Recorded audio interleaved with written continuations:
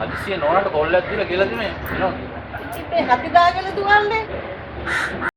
හාල් ටිකකුයි පොල් ටිකකුයි ලුණු ටිකකුයි ගෙන්න. හොඳයි නේද? වෙලස බලන්න දීලා වෙච්ච දේ. ඇයි මොනවා වෙන්නද? හාල් කිලෝ එක 320යි. පොල් ගෙඩිය 240යි. ලුණු පැකට් එක 155යි. හොඳයි නේද වෙලස? ඒක තමයි වෙනස. මම යන්න දරනවා බරක්. බීබි ඊයේ ඔයගොල්ලෝ ගෙවල් පැත්තේ හරි සද්දයක් ආවා. බල්ලොත් හරියට බිරුවා. ඊයේ රෑ නේද නෝනේ?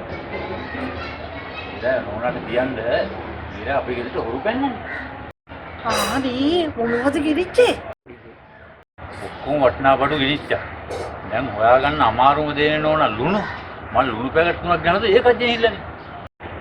ඉතින් පොඩි විදිහේ. ඕගොල්ලෝ ගෙදර ලයිසන්ස් තියෙන වක්වක් තියනව නේද?